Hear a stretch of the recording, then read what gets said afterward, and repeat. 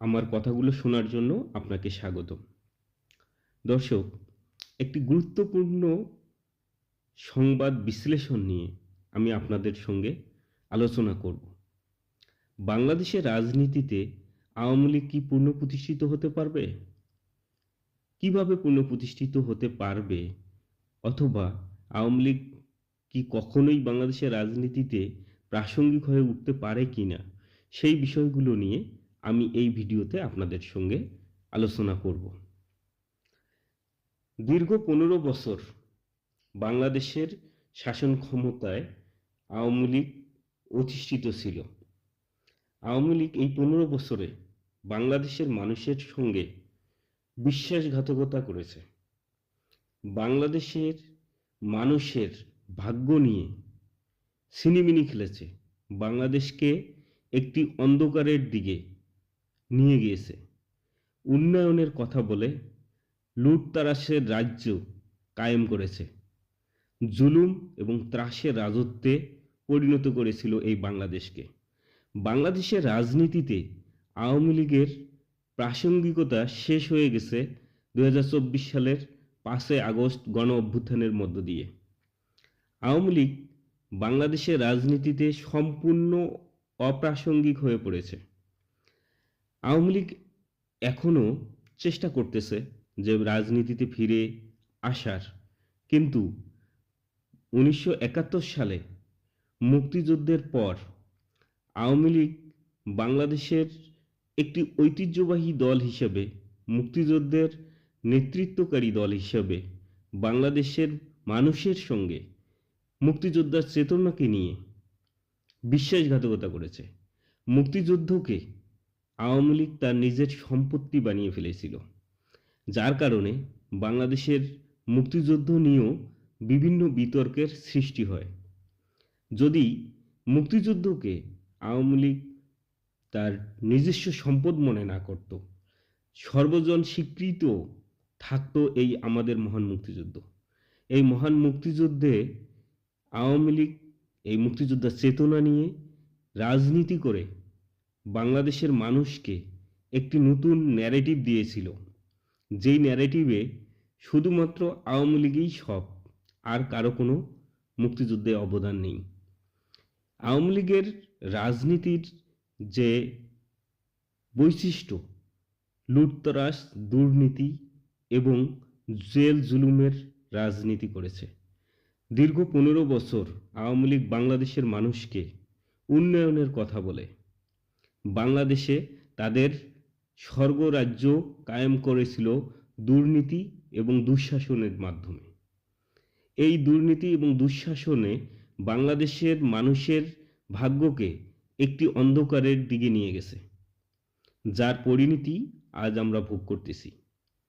আওয়ামী লীগের এই দুঃশাসন এবং দুর্নীতিবাজ হওয়ার কারণে বাংলাদেশের রাজনীতিতে আওয়ামী লীগের প্রয়োজনীয়তা ফুরিয়ে গেছে এবং এই দলটি বাংলাদেশে কখনোই রাজনীতিতে প্রাসঙ্গিক হয়ে উঠবে বলে আমি মনে করি না।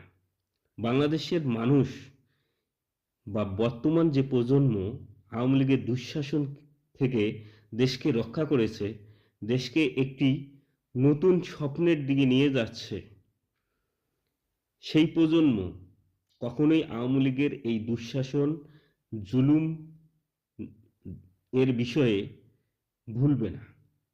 এই চিত্রটা বাংলাদেশে অনেক দিন স্থায়িত্ব হবে। অপরদিকে আওয়ামী লীগের রাজনৈতিক নেতৃত্ব দেওয়ার মতো কোনো ব্যক্তি এখন আর নেই। নতুন নেতৃত্ব তৈরি হতে অনেক দীর্ঘ সময়ের প্রয়োজন। প্রথমত, আওয়ামী লীগের দুঃশাসন, নির্যাতন, দুর্নীতিবাজ এসবের কারণে আওয়ামী লীগ বাংলাদেশের রাজনীতিতে অপ্রাসঙ্গিক, এবং দ্বিতীয়ত, আওয়ামী লীগের এমন কোনো যোগ্য নেতৃত্ব নাই যে আওয়ামী লীগকে আবার বাংলাদেশের রাজনীতিতে প্রাসঙ্গিক করে তুলতে পারবে। আওয়ামী লীগের যে দুঃশাসন বাংলার মানুষ দেখেছে, এই দুঃশাসন, জুলুম, নির্যাতনে আওয়ামী লীগ বাংলাদেশে পুনঃপ্রতিষ্ঠিত হতে অনেক বছরের প্রয়োজন, অনেক সময়ের প্রয়োজন। এ সময়ে আওয়ামী লীগ ধীরে ধীরে হারিয়ে যাবে এবং আওয়ামী লীগের যে নেতা, কর্মী এবং সমর্থক রয়েছে তারাও বিভিন্নভাবে ডাইভার্ট হয়ে যাবে। তারাও বিভিন্ন সময়ে ডাইভার্ট হয়ে যাবে, যার কারণে আওয়ামী লীগ বাংলাদেশে মুসলিম লীগের মতো একটি রাজনৈতিক দলে পরিণত হবে। কখনোই বাংলাদেশের রাজনীতিতে আওয়ামী লীগ পুনঃপ্রতিষ্ঠা হওয়া অসম্ভব। সেটা দেশি কোনো শক্তি অথবা বিদেশি কোনো শক্তির মাধ্যমেও সেটা সম্ভব নয়। আমরা জানি বিদেশি শক্তিগুলো তাদের স্বার্থের জন্য কাজ করে। তারা এমন কোনো কাজ করবে না যে দলটি বাংলাদেশের মানুষের কাছে ঘৃণিত হয়েছে, যেই দলটি বাংলাদেশের মানুষের কাছে প্রতারক দল হিসেবে পরিচিতি লাভ করেছে, সেই দলটিকে বিশ্বের পরাশক্তিগুলো আবার বাংলাদেশে পুনঃপ্রতিষ্ঠিত করতে চাইলেও বাংলাদেশের মানুষ কখনোই এটা মেনে নেবে না। বাংলাদেশের মানুষ তাদের উপর নির্যাতনকারী, তাদের সম্পদ লুণ্ঠনকারী কোনো রাজনৈতিক দলকে কখনোই বাংলাদেশের মাটিতে পুনরায় প্রতিষ্ঠিত হওয়ার কোনো সুযোগ দিবে বলে আমি মনে করি না। দেশের বর্তমান অনেকগুলো ক্রাইসিস রয়েছে, সেই ক্রাইসিসগুলো ওভারকাম করতে হয়তো কিছু সময় লাগবে, কিন্তু দিন শেষে একটা সময় গিয়ে আবার দেশটি ঠিক হয়ে যাবে। আমাদের যে বর্তমান দেশের পরিস্থিতি, এই পরিস্থিতি আমাদের ভোগ করার অনিবার্য ছিল। যত দীর্ঘ হয়ে যেত আওয়ামী লীগের দুঃশাসন, আমাদের এই পরিণতি তত ভয়াবহ হতো।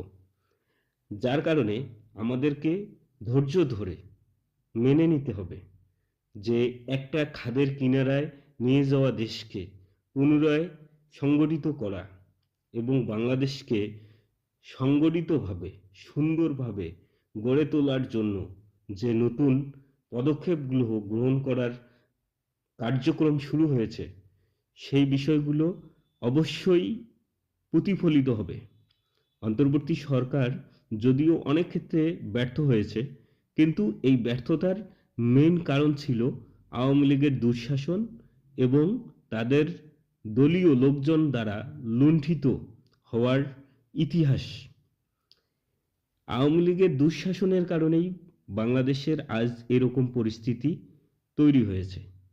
আওয়ামী লীগ এই পরিস্থিতির জন্য 100% দায়ী বলে আমি মনে করি। আওয়ামী লীগ যদি বাংলাদেশের রাজনীতিতে ফিরে আসতে চায়, অবশ্যই তাদেরকে প্রথমে বাংলাদেশের জনগণের কাছে ক্ষমা চেতে হবে। ক্ষমা চাওয়ার পর যদি বাংলাদেশের মানুষ, বাংলাদেশের জনগণ কখনো তাদেরকে গ্রহণ করে, তাহলেই কেবল আওয়ামী লীগ বাংলাদেশে পুনঃপ্রতিষ্ঠিত হতে পারবে।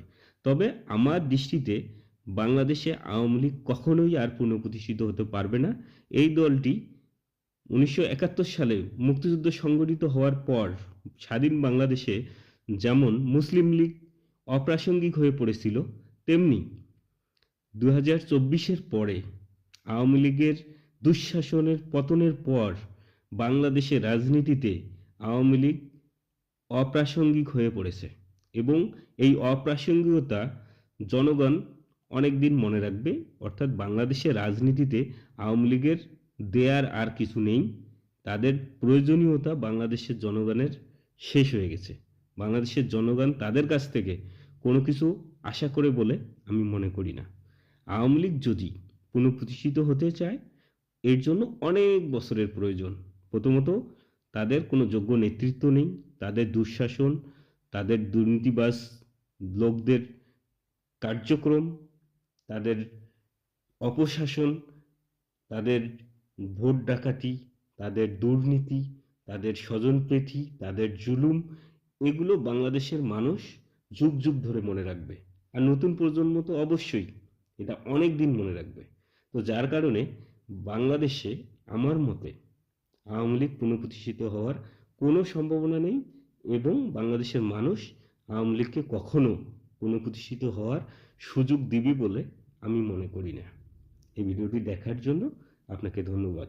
তবে আপনি এই ভিডিও দেখে আপনার যদি কোনো মন্তব্য করতে চান, তাহলে অবশ্যই কমেন্টে গিয়ে আপনার মন্তব্যটি করতে পারেন।